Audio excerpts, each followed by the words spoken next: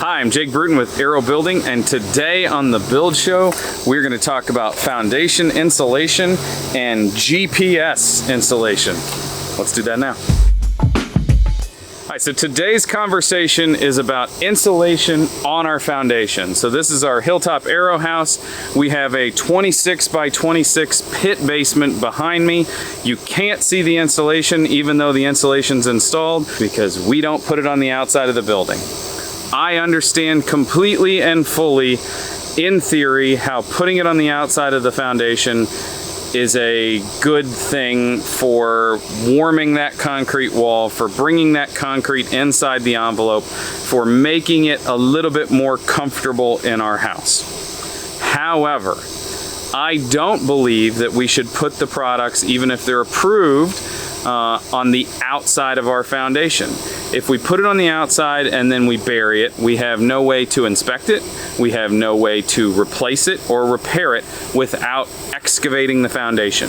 It is going to be way more cost effective in the long run for me to pull a piece of drywall, check into something, and then put the drywall back than it is going to be to disturb landscaping, disturb sod, or have to excavate the foundation.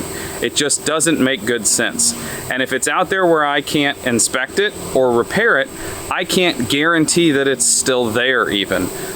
We built a house for my parents in 1999, and it was a traditional turn-down slab. So we had about 8 inches of foundation showing from bottom plate down to grade.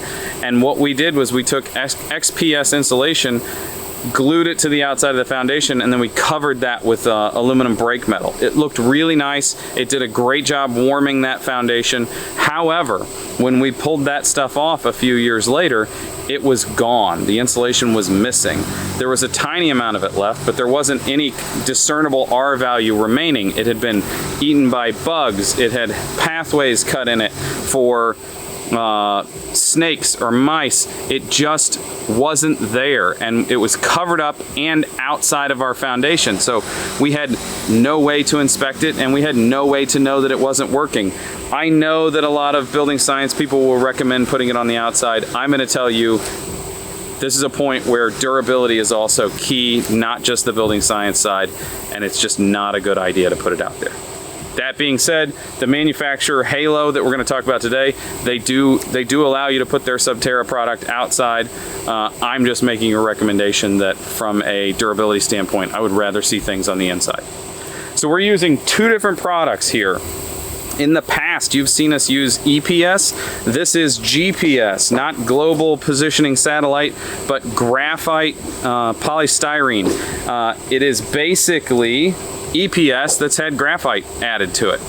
What that does is it increases the performance. It actually then is the highest EPS rating out of the regular EPS you could buy. So regular EPS goes from 4 to like 4.5 or something like that. This product is closer to 4.7, which means we have a little higher R value, and actually that R value is very competitive for XPS.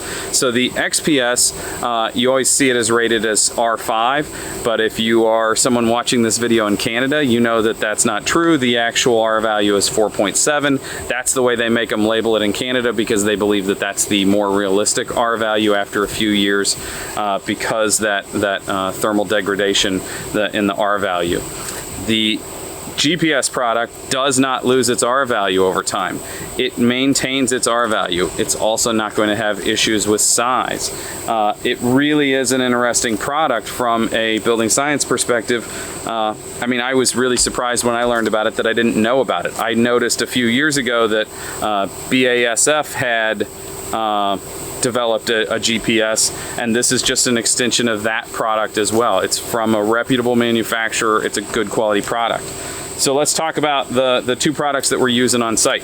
The first one that we're using is this. It is the Subterra product. It is allowed below grade. In this instance, we're going to use it below our slab and our foundation. And the reason to put it below that slab is we want that slab to be part of our interior finish as much as we can. We want to warm that slab up. We want to make it more comfortable for the clients. And so we are putting 2 layers of this below the foundation. So we're almost, not quite, but almost an R20 below the foundation. And this product has a crush rating like regular EPS that we're allowed to put it underneath the slab without extra reinforcement. We can tape the seams on this and use it as a vapor barrier. However, we're always worried that one of these, while we tight fit the pieces of foam, one of these pieces of foam is going to slip and start to rise at some point, and when we start pouring concrete. So we're still going to use a poly vapor barrier over top of this, and we're not going to bother taping the seams on this. They do allow you to tape the seams. They do put this facer on it that you can puncture the facer on one side and not the other side and still get your vapor barrier out of it. You don't have to have both intact. So it really can be a solve-all solution for below grade.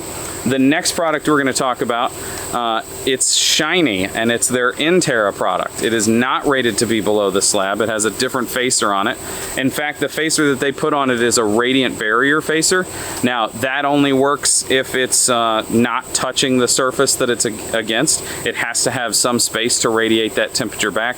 We all know that radiant barriers are nowhere near as effective as just regular old insulation for an R value, but they do put it on there. It is a facer that they use, and it helps discern which one's which.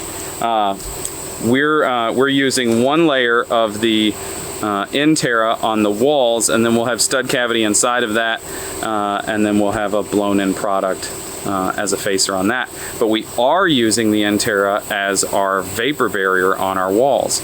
So what we've done is we've laid out our sub-slab insulation, our poly, and we've cut that poly right tight into the corner, and we've taped from that poly onto the face of the Interra insulation on the walls.